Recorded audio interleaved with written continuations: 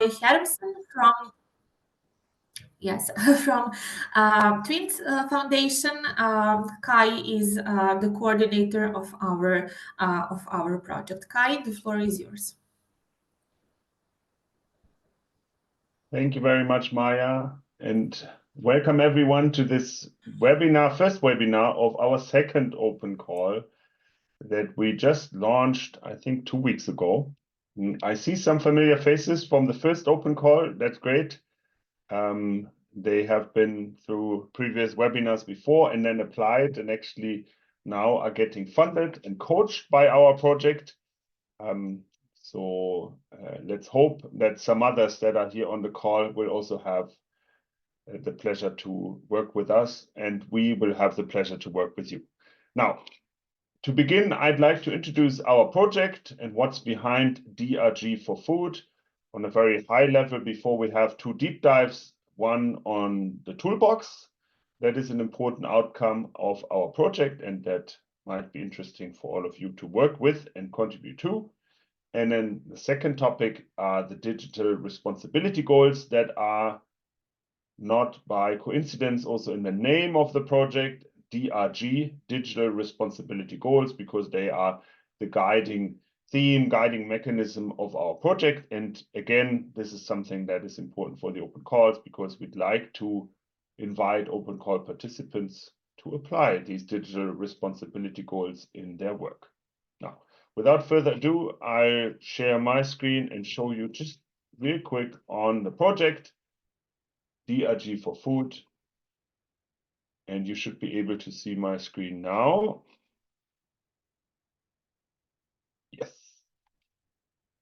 So the project, if quite simply, is about data and food, and it is about bringing together these 2 elements, data and food. However, not just that, but to do this responsibly so, and also find ways in which bringing data and food together can actually be of value. So we go beyond, and I chose this picture, we go beyond just taking a picture of your food and posting it on social media. No, we want to find the use cases where mobile phones or digital technology and food meet that are really meaningful, that help us to secure the food chain, make it more safe, sustainable, maybe also more affordable, and also make it more inclusive. That's what we're looking for. And there's a lot of innovations out there, and we are looking for them and want to help shape this community of innovators. Now, DRG4FOOD has a clear vision and objectives in that space, and we know we're, even if the project has a certain size, only a small piece of the bigger puzzle of food and technology, but we do really want to make a change. And that's why our vision is to improve the quality of life of society and citizens through an open, trustworthy, adaptive, and conscious data approach along the food cycle, enabling better sharing and protected use of consumers' food data. So you read a few elements in there, and I invite you to have a look, especially if you apply for the open calls. What's important to us is that we think data is not a means to an end, but it needs to be applied in an open, trustworthy, adaptive, and conscious approach, and then serves the purpose of enhancing the food life cycle and helps users to share and protect their data. The objectives of the project are as follows. First, we are thinking about a new paradigm for successful data-driven food applications. We do so through our research project and then, of course, deliver this to policymakers, to decision makers, and to the people that actually influence the food life cycle. We develop a roadmap to a new data-driven food system where we think about the ways that this vision of ours can be built. We don't just want to talk about it or write about it, but really apply some of the things that we are thinking about and making them actionable in a human-centric, decentralized, and trustworthy electronic food system.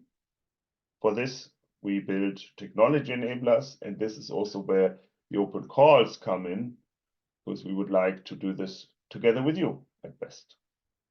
Then we want to demonstrate these new services and applications within the virtual food system. And finally, point number 5, you see here, I've been talking about this before, and this is the very reason we're coming together now, today, is that we want to fund at least 6 third-party pilots through DRG4Food open calls. We are already engaged with 4 projects through the first open call, that just not the open call launch, but we are in the process of already applying the open call. Now, second open call is open for application. We're looking for further consortia that would like to work with us. Maja will tell you the terms and conditions in just a second.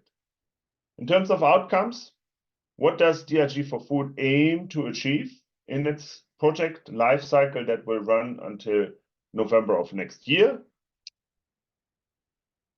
It's again 5 topics, which I'd like to quickly highlight. First, it's the roadmap to digital responsibility. That is part of the objectives. That is a clear outcome also that we will deliver to policymakers and also other decision makers in order for them to better understand what do they have to do now in order for all of us to benefit from this trustworthy and digital responsibility food system in future. Our guiding theme are the digital responsibility goals that in depth will be introduced to you in just a second. And we now apply them for food. So we think about how do these digital responsibility goals apply to the food system? We develop a framework. We have a playbook that's available in order for us to do all of these technology developments in a digitally responsible fashion. We have the 2 open calls. Again, I don't go too deep here because I've introduced this before. 2 open calls. Now we're talking about the second open call. Topic number 4 is a curated toolbox for food that Lorna will introduce to you in more depth in just a minute. And then, last but not least, we are also building a responsible tech and food community, because we are well aware that you can think a lot about digital responsibility on paper. You can build a lot of tools, but ultimately it's about the people, and it's about the people like you who need to come together in a community to form this responsible tech in food landscape. And ultimately, that's why we do it, because we love to work together with great people like you. So we invite you to apply to the open call, and we can deepen this relationship just a little bit. Who is DRG4Food? Just real quick, who are the partner organizations?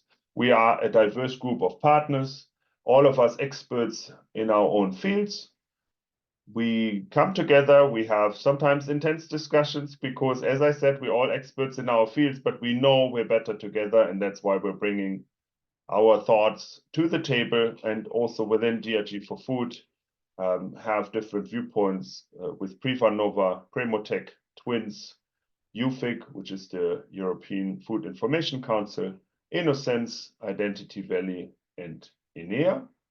And we'd like to widen this group through the open calls, bringing you also to the table, having that same level of constructive discussions with you, and shaping not just the project, but at best shaping also the digital food world.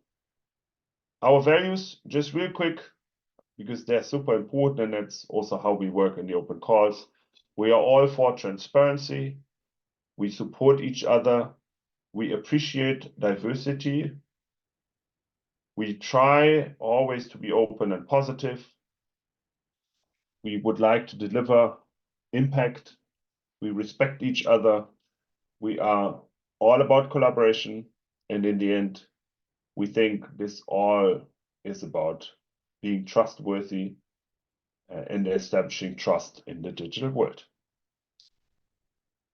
I would like to thank you already now for applying to the open call number 2.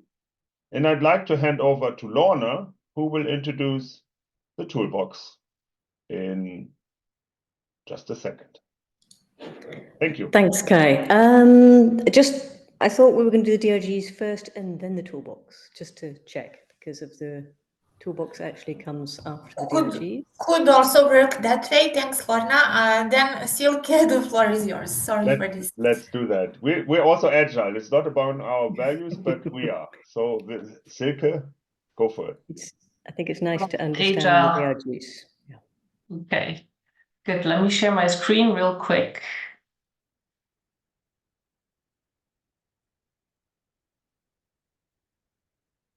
Okay.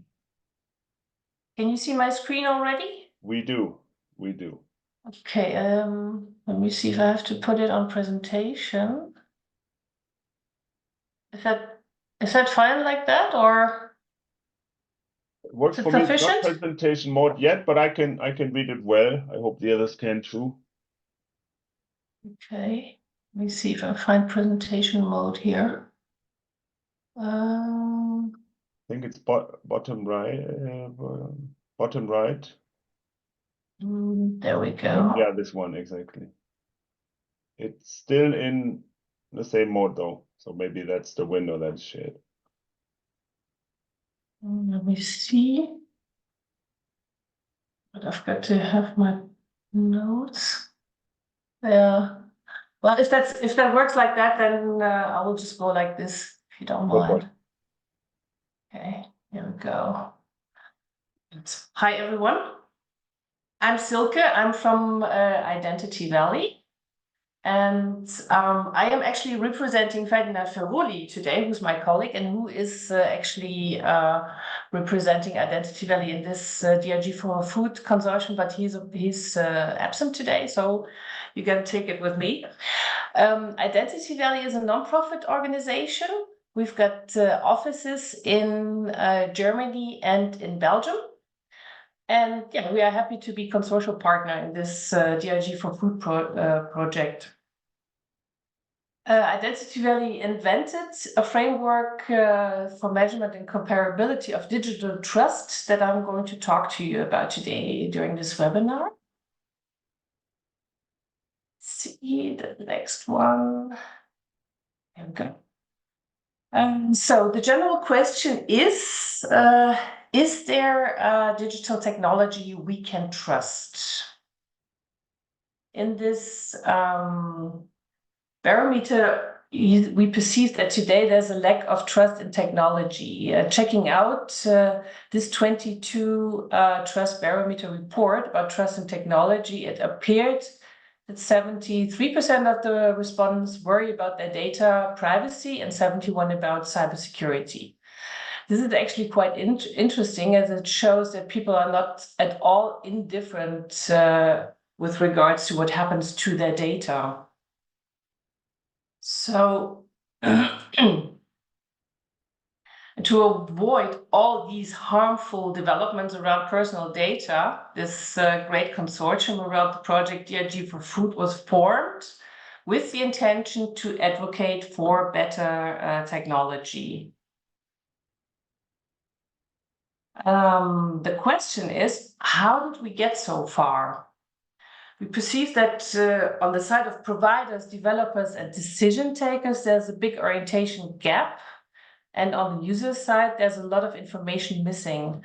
So the central question is, how can we guide developers and providers and politics towards a responsible technology, and at the same time, empower people to make informed decisions?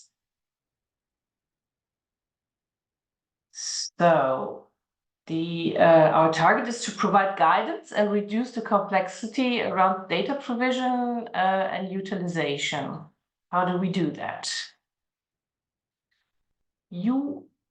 I'm sure that you are all aware of the Sustainable Development Goals published by the United Nations in 2015, providing a framework for economic, social, and ecological sustainability. Identity Valley used these as an orientation when looking for a comparable framework for digital trust. And This resulted in the digital responsibility goals as a framework for digital transformation. Let me introduce these to you real quick. There are 7 DRGs providing guidance for anyone involved in digitalization, whether in development, implementation, or in consumption. DRG1 is digital literacy. It stands for unrestricted and competent access to digital services. DRG2, cybersecurity, stands for protection against compromise and manipulation. DRG3, privacy, stands for user sovereignty over their data at all times. DRG4, data fairness, stands for fair data transfer between stakeholders in a data ecosystem. DRG5, comprehensible, fair, and trustworthy data processing is trustworthy algorithms. Actually, this DRG is particularly representative for all the AI developments. And DRG6, transparency needs to be ensured regarding all processes and developments of digital products and services. And finally, human agency and identity stands for digital products and services that need to be human-centered at all times. For the protection of human identity, human responsibility needs to be preserved anytime. Hold on, I missed my, here we go. Oh, I'm sorry, I'm kind of messing up with my monitor here. Can you tell me what you see? Okay, now you see the goals, right? We do, not in presenting mode, but and now we see that red slide. Okay, great. Thank you so much. Yeah. So how are the DRGs applied? Based on the 7 digital responsibility goals, there's a set of guiding criteria that specify what needs to be done or to be avoided in order to fulfill a DRG. In total, there are 5 guiding criteria per DRG. In the tender docs, doc guidelines, you can read about the basics you need to consider regarding digital responsibility. Here you see the source, NXA. And in your potential proposal, you need to provide information on how your solution helps to ensure trustworthiness and meets the DRGs.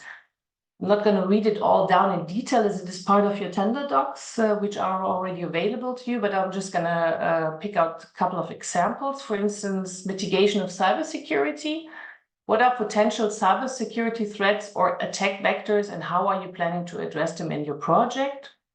Another example, transparent data policy. What personal data will be collected, used, shared, stored, and for how long? And in case the topic is not applicable to your solution, you're asked to give explanation why. Here I'm going to present to you the DRG playbook. Ferdinand provided a so-called playbook which helps you to check out the trustworthiness of your digital solution per DRG from design on. The approach is that trustworthy development is taken into account in the digital solution right from the start. This playbook gives you general key questions on what basically needs to be considered when starting a digital project. Furthermore, you see a checklist which is divided into 4 different levels: fundamental, intermediate, advanced, and ideal. Fundamental is actually the minimum level that needs to be achieved in order to fulfill a DRG. With the other levels, you can gradually top your DRG and come to a super trust product. Besides, the playbook provides further resources where you can read more about the background of standards and certificates on which the playbook is based. And some examples are given how the DRGs are applied to digital solutions. And here you see the link where you can download the playbook. But I am sure that our presentations are shared with you as well, so you get all the information.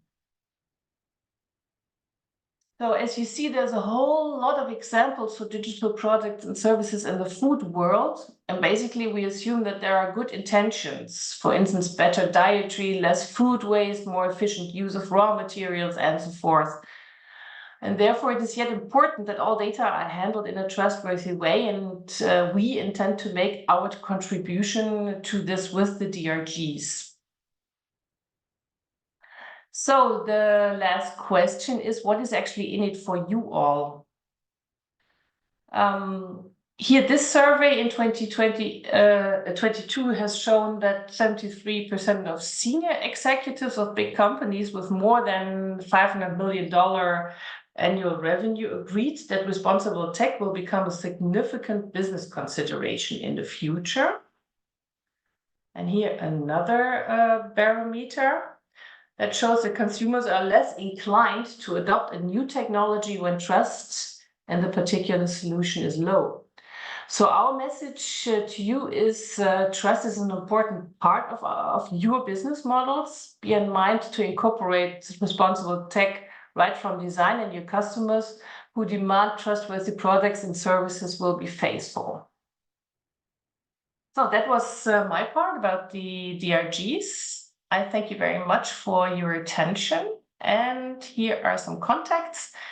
If you've got any questions about digital responsibility goals, please don't hesitate to contact my colleague Ferdinand or myself. Thank you very much, and good luck. I hold thumbs for you all for your proposals.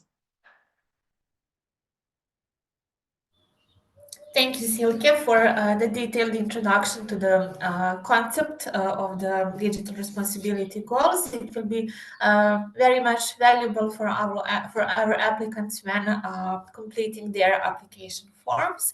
And now we will do a bit of a deep dive into a second important concept in our open calls, and that is the DRG4FOOD toolbox. Lorna, the floor is yours.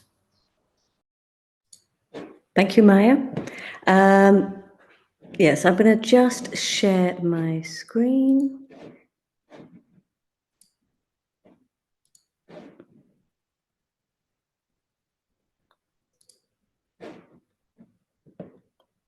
And can you see my screen? Yes. Yes. Great. Right. So I think, as Kai mentioned in the beginning, so one of the outputs of our project is the toolbox. And this is where the open calls are seen as one of the most important contributors to the toolbox. But I'd like to see it also in the other way, that the toolbox can help our open calls to also develop their solutions in more responsible ways. So it's a little bit of a win-win. There's two parts to the toolbox. In essence, so we have a database listing a number of enablers or tools or even articles and information and papers relating to each of the digital responsibility goals as a kind of a roadmap or a guidance, and specifically tools to help with developing your solutions to be more responsible. And the other part of the toolbox, which is in development, is where we will have featured articles. All of our open call participants, the winners, will be contributing to the toolbox with much more detail about their solutions and how they're actually developing throughout the development and the life cycle of their solution to make it more responsible. So I'm just going to dive in to show the database that we have at the moment. And I think this could be hopefully useful already now for any applicants to have a look at. So we have quite a large sort of catalogue of many different types of tools. Some I think you may be familiar with, some are maybe less familiar, but they range from, for example, from UX design, considerations of accessibility for colorblind, through to a large amount of cybersecurity, thinking of software security, network security, data security. We've also got things in decentralized identities, decentralized architectures that can be considered to be maybe supporting more responsible data protection or data management. So there's a lot in cybersecurity there, and also very specifically in privacy, different tools, for example, to check if you're working with AI data algorithm. There are tools to check that you haven't accidentally got any personal identifiers in your data, so you can clean that out, or you can have synthesized data. So there's different ways of working with data if you're working with machine learning to make that more trustworthy, but also ways of making it more transparent. Data fairness as well. There's some really interesting information articles on sort of ethics and data ethics essentials. I think this is a really good one if you're particularly working with consumer data, to have a look and see how can I maybe integrate these enablers into my way of working in my project, in my development. And of course, in human agency as well, we've got dark patterns. A lot of things here as well, I think it's good to have a look at, are becoming illegal. I think it's one of the things that we notice when we're working in the area of digital responsibility, where we might see things as being perhaps morally questionable, ethically questionable. You see then over a period of time, they actually become regulated. And so it's good to consider what you're doing now, if that may later become something in the regulations. We've also got information on AIDAS, AI Act. So all of the digital acts are good to have a look at and see, am I within the boundaries? But does responsible design actually require me to go one step further? So that's the database, and then the featured articles that will be coming in the coming months of the year. So we still have another year of our project. So looking forward to also contributions from all of our participants. One good thing maybe to also note, I think it's been mentioned quite a lot, is that we're expecting open source software development. So most of the tools that are in this database that we have at the moment, there's a lot of them of open source. And there's two things that we see that are quite important. It's not just about the technology that you're developing being open source so that other people can benefit from parts or enablers and elements that you've developed, but also, and this is a key thing about the success of open source, the community around it. How much of a community, or is that actually a community that needs to be developed around that technology that you are providing and developing? So there's a lot of tools already available. These could be useful to actually integrate into your solution, but we're expecting also contributions to the toolbox to be open source.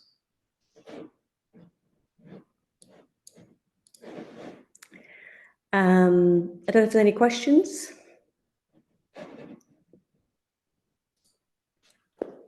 That's a quick intro to the toolbox. Thank you, Lorna. Very much appreciated. And now we will start discussion of the discussion about our open call, which is the primary reason why you're all here. Although all these intro parts regarding our project as a whole, our DRG playbook and the toolbox are integral component of our second open call.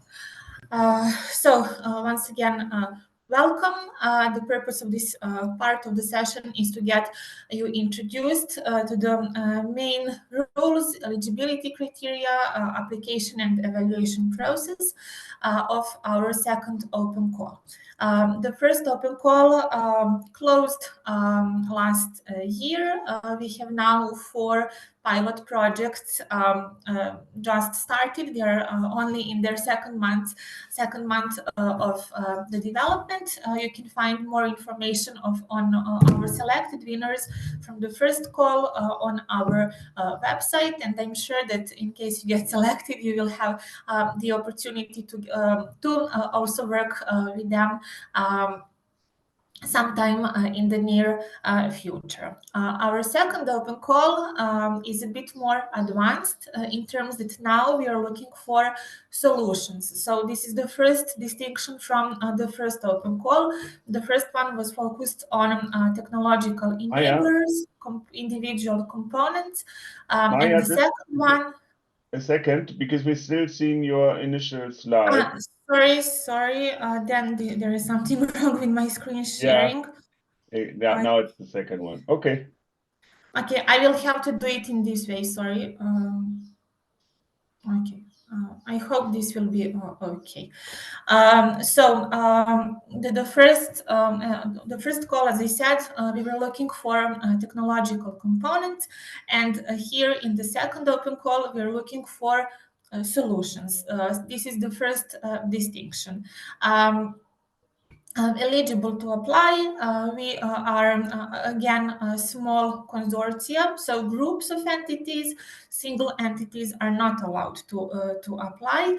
The total budget for this second open call is 900,073 euros, so slightly above our budget for the first one. This is because we haven't spent all the projected funding in the first call. Again, we are looking to fund 3 to 6 projects. The number will really depend on the requested budgets of the top applicants. So in case everyone asks for 150, then we will most likely be able to fund 6 projects.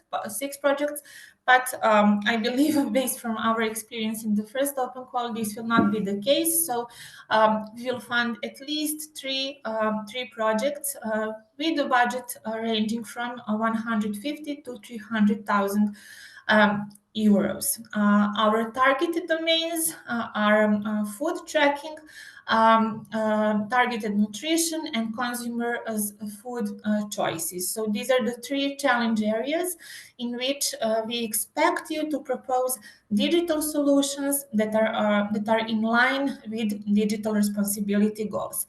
Once again, regarding the DRGs, all the information is available on our website. I guess in a day or two, you will also be able to download the complete playbook and get introduced to the DRGs and the concept in more details. Next slide. So what do we offer in this second open call as part of the support program? As a first step, we offer the playbook, the materials, the guidance related that are here, that we prepared for you in order to support the responsible development of your solutions. So our colleagues from Identity Valley will be here to support you along the way toward this responsible development. Then we also offer the toolbox to which you are also expected to contribute with some either components, data sets, or similar. Again, the toolbox is here to support your developments, to promote your solutions, but in no way do we claim any ownership of your solutions. So your developments fully remain under your control and ownership. And then through the toolbox, we primarily aim to increase their visibility among the targeted community. We also offer business guidance and investor readiness. There will be a series of webinars on different topics, not only related to the business support, but also regarding technical support. Of course, we are very careful not to overwhelm you with the number of webinars. We only provide what you ask us for to support you. And of course, we open the whole project opens up our own networks to give you access to the right contacts that you need, whether those are some other European organizations, whether those are investors, corporates. So it's really all about the targeted support based on your needs that you express during the entire process. So who are we looking for? Again, we are looking for small consortia consisting of minimum of 2 and a maximum of 3 partners to apply.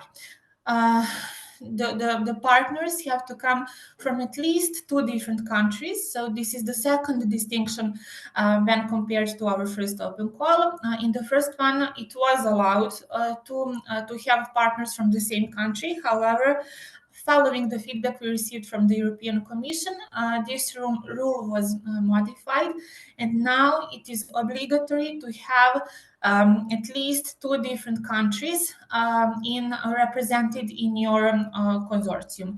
One of the countries has to be an EU country. Again, we only do this to ensure European impact.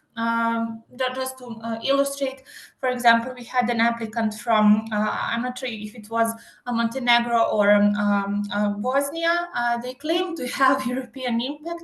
However, it was not seen in the proposal. In the end, they got a lower score in their impact section because they just didn't have the proof that they could claim their European impact, and they could scale easily across different countries and markets. So please pay attention to this rule. You have to have at least 2 different countries in your consortium, one of which has to be an EU country, and the other one can be any Horizon Europe associated country. Please note that UK applicants cannot, unfortunately, apply.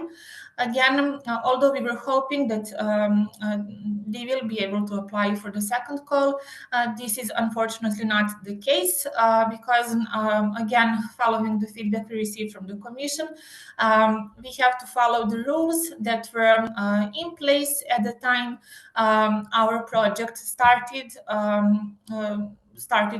And back at that time, UK was not part of the association. So unfortunately, UK applicants cannot apply. They're not eligible. So who can be in your consortium? Startups and SMEs are eligible. So please double check our guidelines for applicants to double check whether your organization complies with the EU SME definition. So there are some rules that you need to follow if you're, for example, doubting whether you are an SME or large company.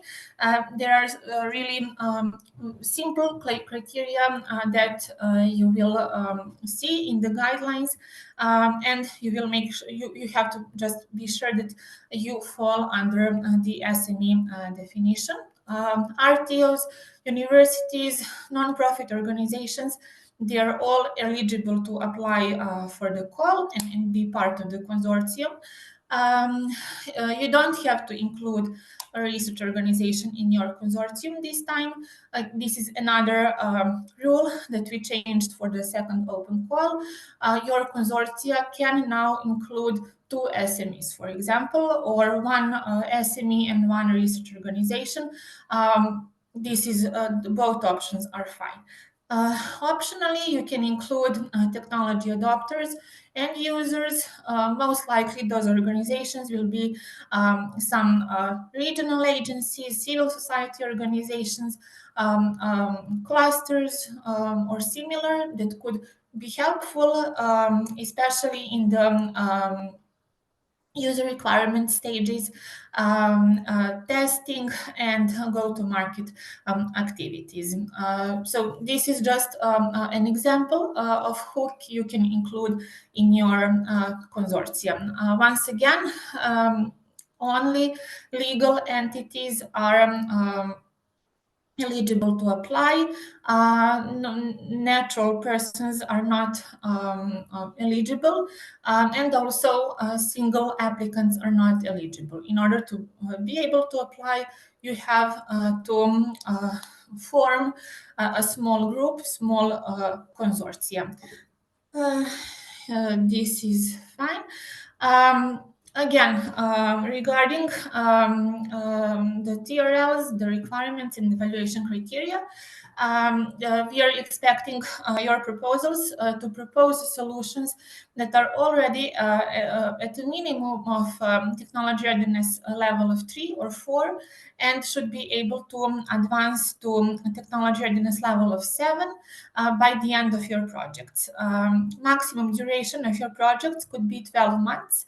Again, we believe that with the requested budgets and within this time frame and the support you receive, you will be able to advance to this level. Regarding the evaluation criteria, we have 4 main criteria, and more details are of course given in the guidelines for applicants. The first one is technology excellence and innovation. This is where we expect you to provide a clear description of your objectives, the state of the art, so where you are now, where you want to be, and how you compare yourself to the existing state of the art. Second evaluation criteria is related to the digital responsibility goals. In your applications, you will see a set of really simple and straightforward questions that are related to digital responsibility goals. Basically, we want to double check your experience with secure software design, cybersecurity, your data privacy policies, existing or planned for your projects. Again, all the key questions are given in the proposal template. As long as you provide clear, concise answers to each one of these, you will be fine. More details on the digital responsibility goals, the criteria are available in the playbook, which you will be able to download from our website in a day or two. But again, these are the questions that you will see in the proposal template are clear and straightforward, and we only request limited information to be able to evaluate your basically readiness and intentions to safeguard the digital responsibility goals within your solutions. The third evaluation criteria is related to your impacts. We would like to see what are the expected impacts, either environmental, societal, or market-related impacts. We would like to see your proposed business plans, how you compare yourself with your competition. And it would be great if you could provide some data and research-backed information. So don't forget to include numbers and to back up your claims with solid numbers. The last criteria is related to your consortium and your work plan. Here we have a set of concrete questions where we ask you who is your team, so who are the organizations in your consortium, how did you go together, in what way you are complementary, and how which people are planned to work on the project and in which roles. This is also where we expect you to provide a clear work plan. meaning that your activities should be split into 3 main phases. I will go into a bit more details in a couple of slides. Basically, again, just focus on questions and make sure not to skip a question. In our first open call, we had applicants who simply neglected some of the questions, for example, regarding KPIs or even risks, and therefore they got a lower score in this section. So as long as you don't skip any question, you're good to go. The page limit is 12 pages. We believe that this is sufficient room to answer all the questions and with the appropriate level of detail. Now, regarding the expected technologies, what you see here and also in our guidelines for applicants is what we would like to see. This does not mean that you are forbidden to propose any other technology. On the contrary, this is only a preliminary list, and of course, you are free to propose any other technology that we might skip in this list. How does the timeline look like? The open call submission started on April 22nd, a bit 2 weeks ago, and the deadline is 22nd of June at 5 p.m. Central European Summer Time.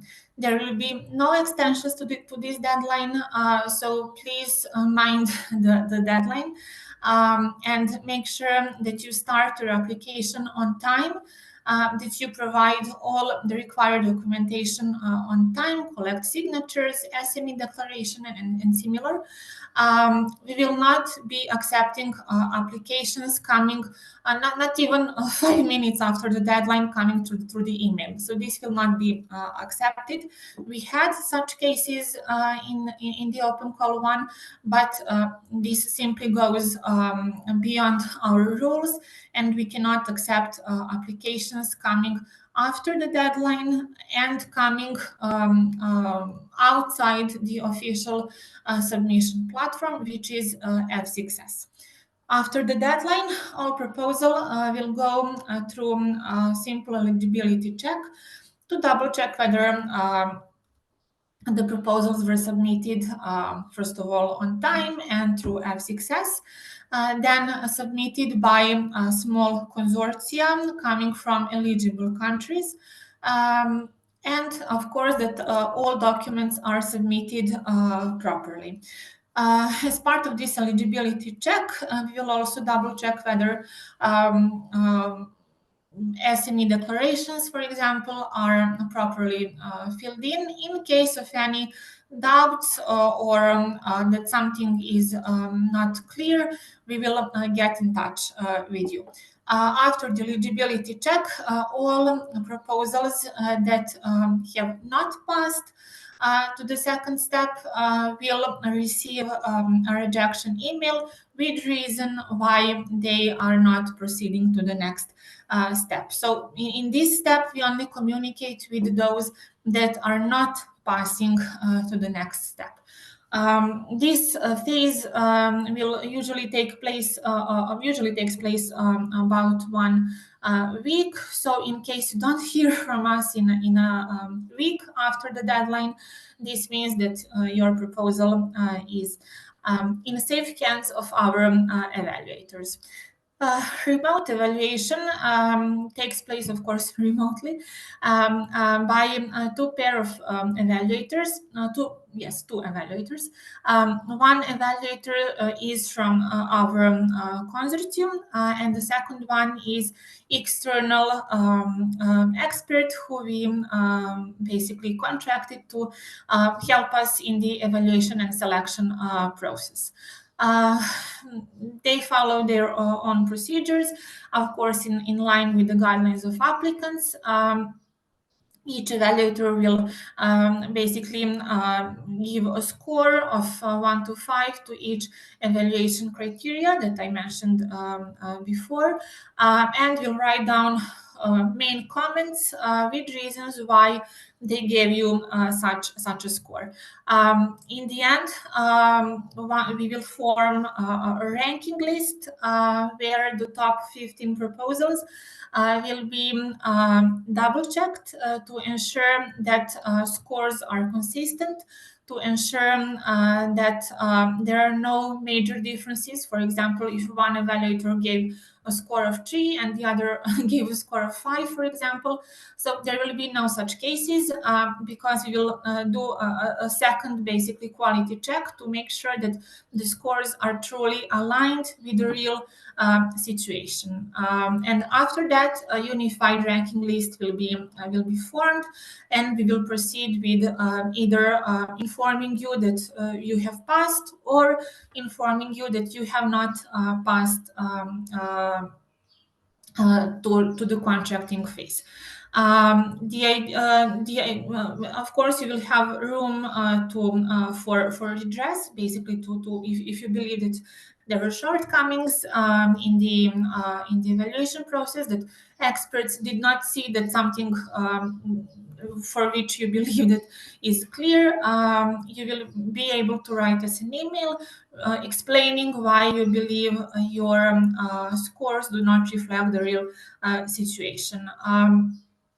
Of course, we provide timely response to every applicant. We are quite quick in answering to emails. I will be mostly answering in consultation, of course, with our review committee, and this goes through the entire open call to timeline from this proposal submission stage to evaluation until the contracting, and of course after your projects start. The expected start date is September 2024, so we believe that by end of July you all will know your scores, and you will be able to have some rest over the summer. The actual projects are divided into 3 phases: planning, development, and piloting, and scaling up. Each of these phases has its own set of activities. The first one, planning, is the shortest one, a 1 month duration. This is where we expect you to basically deliver a detailed work plan and elaborate on the steps, activities that you introduced in your proposals. Each project gets its own mentor who will work with you along the way. And after the phase, you will receive up to 30% of your budget, so that you can start working on phase 2, which is the actual development and piloting activities. Again, your meetings with your mentors continue on a regular basis. There will be a series of webinars on mostly tech-related topics, technology, and also DRG-related topics. After the phase, there will be basically a technical report where you will, of course, explain all the activities that you conducted, and where we expect you to present your solution that you developed so far, and up to 50% of the budget will be further released to you, so that you can enter the last stage, which is basically scaling up. Activities here are mostly related to development of your business plans, go-to-market activities, and similar. The support webinars continue, but the focus will be more on, of course, financial aspects, business model planning, access to financing, and similar. And of course, at the end of this phase, you receive your final payments. Now, in case you need support for forming a consortium, especially given this new criteria that you have to include at least 2 different countries in your consortium, you are free to apply for our matchmaking service. Basically, we only ask you to give us some hints on what type of partners are you looking for, and then based on the others who have also expressed their interest in this service, we try to find a match. Basically, we make the introduction, and then we are free to consult with this other entity and see whether you're an actual fit. I think we have some 10 applicants so far for this service, so the pool is not empty, and there are some nice chances that you can actually meet someone using this service. This matchmaking link is available also on our in our guidelines for applicants. So in case you would like to apply, but you're looking for a partner, please let us know, and we will do our best to find you a suitable match using the matchmaking service. And there is an event that we are organizing in 2 weeks' time on May 23, together with the Foodity project. As you may know, they're also launching their open call number 2. They're also looking for digital solutions in different food challenge areas. And they're also looking for consortia to apply for their call. So we thought that we could team up and do this joint matchmaking event. We had a similar event in the first open call. It was quite nice, with more than 10 organizations basically pitching their proposed solutions and telling us who are they looking for. So this is another opportunity for you to meet potential partners and form a consortium group. Now, how to apply? First of all, download the guidelines for applicants. It's available on drg4food.eu/open calls. There is a set of documents on this page. The first and the most important one is the guidelines for applicants. In this presentation, I have tried to summarize all the main rules that you need to pay attention to, but please double check all the rules in more detail. The official submission platform is F6S. In order to be able to apply, you have to open an account there and click on apply. When you click on apply, a new page will open up where you will have to enter some basic details about you and your partners, and most importantly, upload the relevant documents. The first relevant document is a technical proposal. This is the 12-page document where you will basically answer your questions, add any graphics that you might find relevant for evaluators. And based on this proposal, your proposal will be evaluated.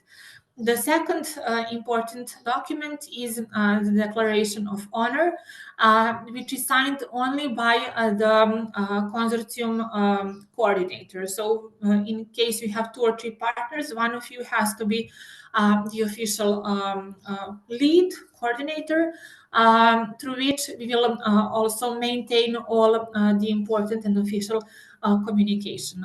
It's also important to note that all payments released from the DRG4Food to your projects will be through the coordinator, and then the coordinator will have he will be obliged by this very own declaration to release the further payments to all other consortium members. Third important annex is the Consortium Declaration of Honor, which should be signed by all consortium partners, so not only coordinator, but everyone. And then we have this SME declaration, which should be only signed by SMEs in your consortium. If you have two SMEs, both of them need to sign the document to fill in the information requested, combine the documents, and then upload to F6S. If you have any questions regarding SME declaration, just please write us an email and we'll get back to you with some further explanations, although I believe that the document is basically self-explanatory. There will be another webinar on June 6th, so in case you have any further questions, feel free to jump in. And of course, don't forget the matchmaking event on the 23rd of May. Once again, the deadline is June 21st at 5 p.m. Central European Summer Time. There will be no extensions, and we will not be accepting applications submitted through email or any other channel apart from F6S platform.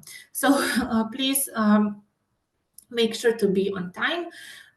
Regarding eligibility, the most important for you to remember is that we are looking for small consortia to apply, 2 to 3 partners maximum. We will not be accepting applications consisting of 4 or 5 partners. We had one case in Open Call 1 with an applicant proposing a consortium of 6 partners. This is not eligible. One of the countries, so at least 2 different countries have to be present, and one of the countries has to be an EU country. We are looking for solutions in 3 areas: food tracking, targeted nutrition, and consumer food choices. And the minimum technology readiness level should be 3 or 4. You can also join our community group on Telegram, t.me/DRG4FOOD. This is also another channel that we opened to ensure a smooth communication with our applicants. Again, all the information can be found on drg4food.eu/opencalls.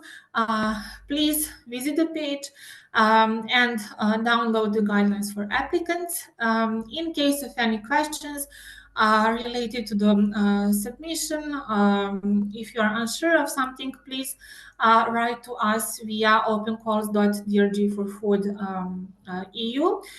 This is official email through which we will be responding to you. Our matchmaking service is, of course, available to you in case you have difficulties to find potential partners. Please save this link, fill in the information requested, and we will get back to you with some potential suggestions. You can also post your questions on F6S directly. This is the link, or Telegram. Again, all the information that we share with you will be also posted on the Q&A section on the website. So everyone will receive the same information throughout the process. The most important is that our channels are open. So in case you have any doubts, questions, concerns, just please let us know. We are here to support you in the process. Of course, we cannot give you any feedback at this stage on your applications, solutions. What we can do is only guide you through the application process. So the eligibility criteria, evaluation criteria, submission procedures, but we cannot comment on the actual content of your proposals. This is out of the discussion. Again, my name is Maja. When communicating via all these channels, I will be most probably the person behind the answers. So feel free to get in touch with us. Again, we are here to support you, to make sure that you submit on time. And we are looking forward to working with you in the next 12 months. This would be all for now. Let's see if we have any questions in the chat. Okay, the first one from Dirk. Are DRG4FOOD providing data server infrastructure, or to what extent?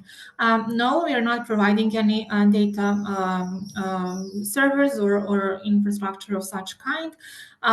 What we can give you is access to the toolbox, which is mostly for, again, visibility. So what we want to help you with the toolbox is visibility among the developer community. This is one of the goals. Kai, Lorna, if you can follow up on this question, that would be great.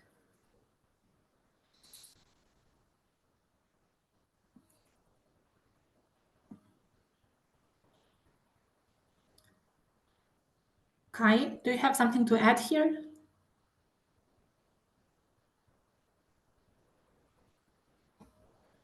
Hey, not specifically. I was looking at Lorna now, but no. Okay, Nothing to add. good. The playbook is not, sorry, Lorna.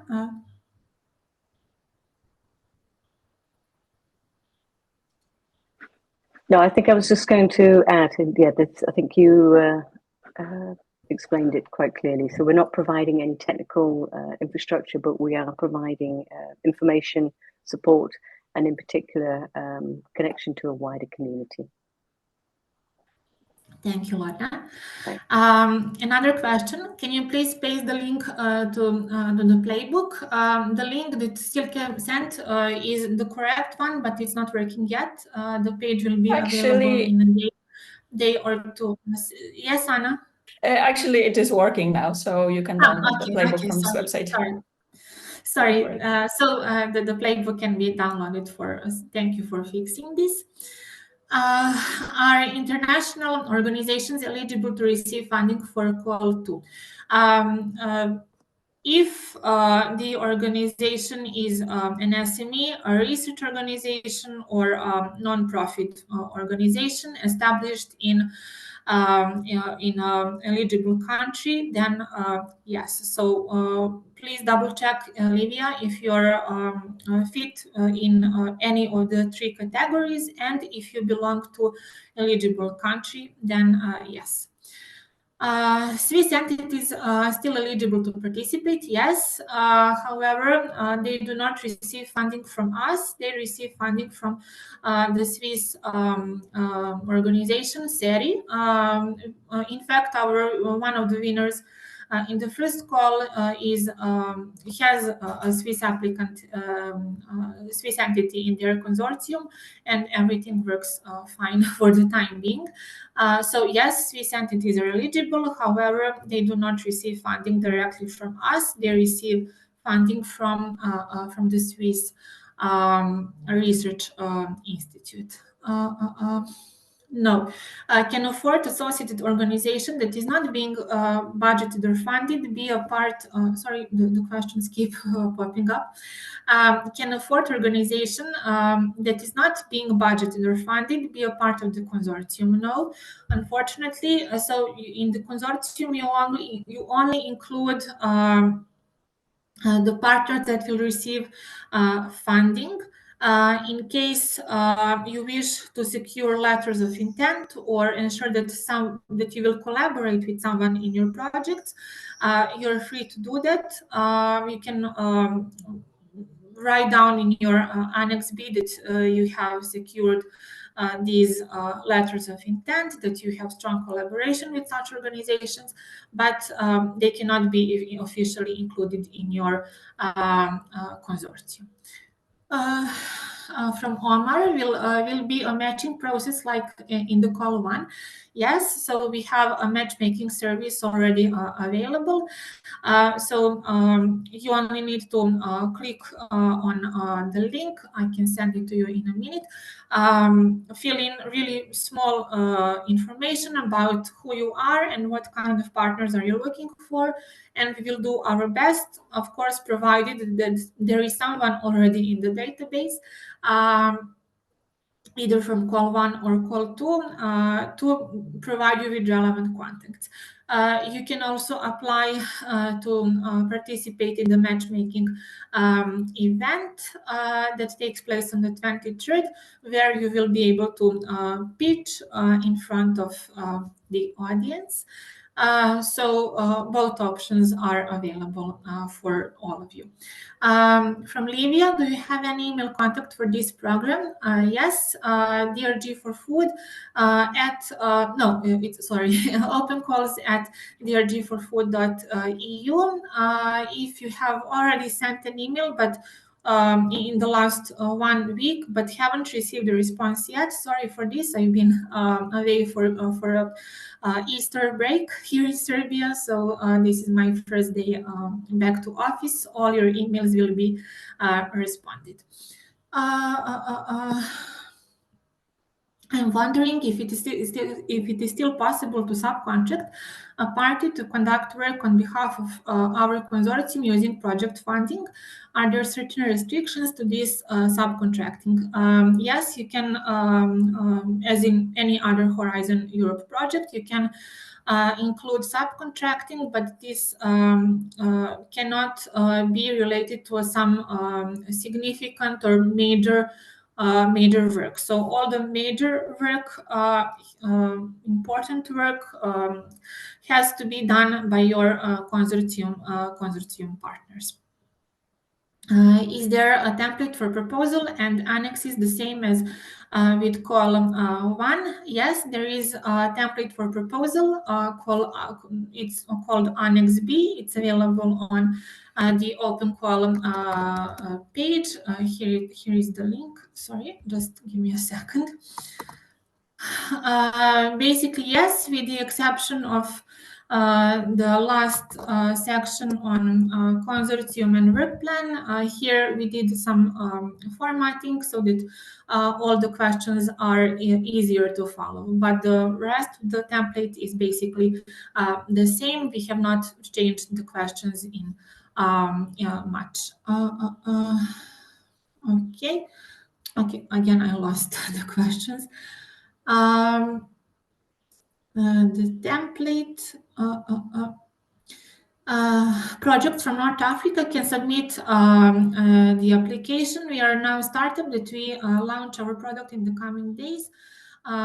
Yes, organizations from North Africa can submit an application. However, we double check the list of countries. I'm not sure whether all African countries are on the list. There is a full list in our guidelines for applicants, so double check whether your country is on this list, and also make sure to include an organization from Europe in your consortium. Henrietta, the link for the playbook, it's somewhere above, but here is another one. This is the link. Yes, the slides will be recorded. It's already being recorded, and it will be up on our website and YouTube in a day or two. Question from Emilio. We will be presenting 2 commercial solutions, one from RTO, another from startup. We plan to include some of the work as open source, but we would like to know what is the best way to decide how much of the project will be open sourced. Could we send an initial proposal, or could we leave it open in the proposal? And the second question, is it possible to use technologies from the previous open call? We would be interested to test the technologies used in the attested, if it would be possible. Okay, nice questions. Thank you, Emilio. First of all, I'm not sure if it's two different applications, or are you forming a consortium and then submitting a single application? Open source is, of course, desirable. You can, in your proposal, you can leave tentative ideas on what licenses would be working for you, and then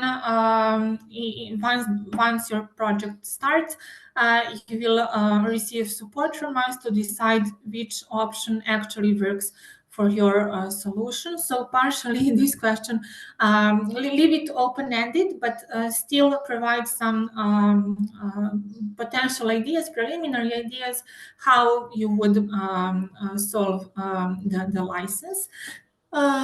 Please do not send the proposal to us. We are not allowed to provide any comments on its content at this stage. And the second question, is it possible to use technologies from the previous open call? This depends on let's say the open source part of the project that won the first open call. I would suggest you to get in touch with the attested consortium. I can provide you contacts. Please just get back to me via email, and then you can approach them and ask which part of their solutions could be open to testing by third-party organizations. I believe that would be fine. Is it mandatory to collaborate to Playbook with an open source solution? Yes. Lorna, I need your support here. If you could please just jump in.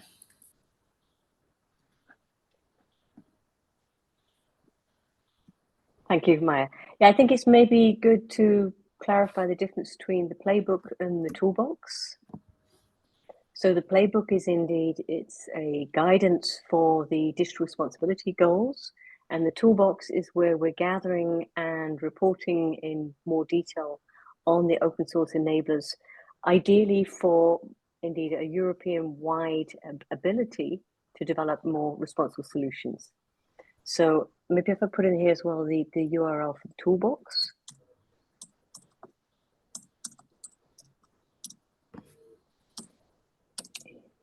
There we go.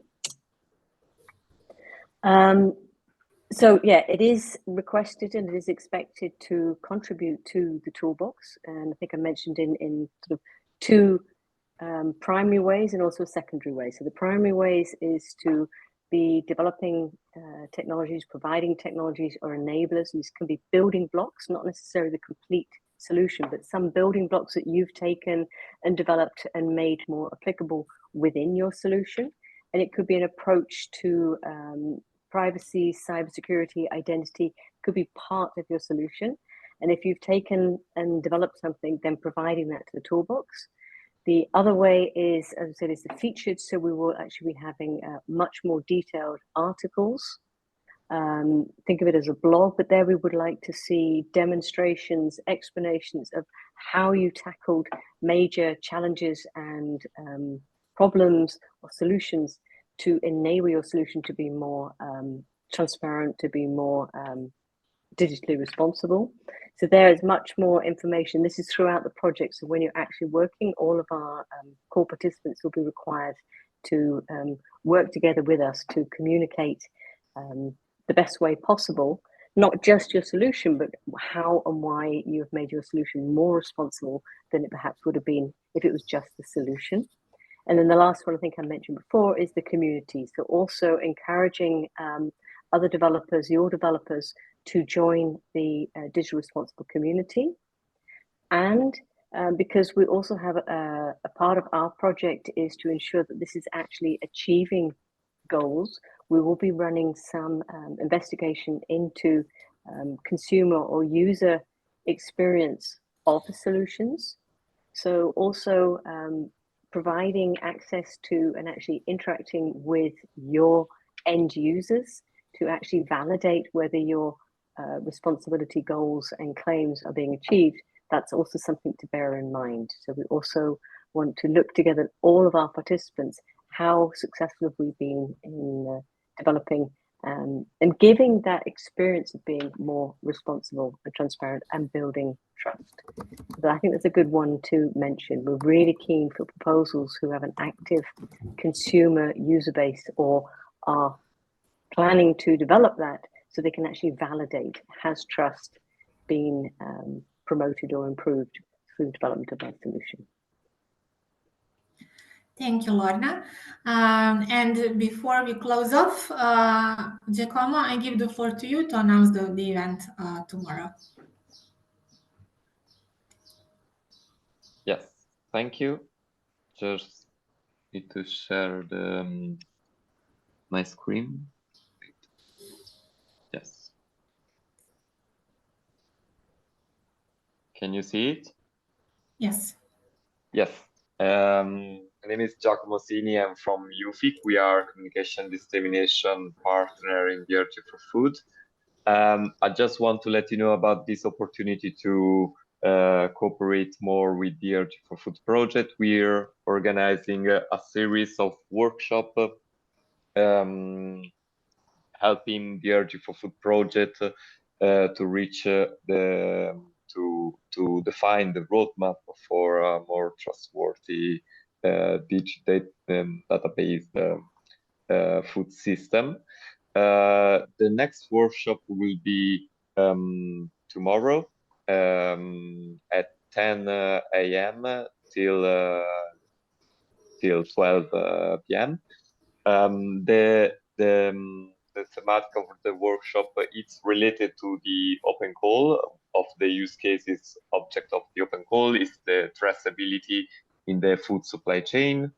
We will have some speakers, some related speakers in the food tracking, but also we will ask you to cooperate with us in defining the challenges and the benefits and the potential recommendation in the realm of technology in the food tracking area.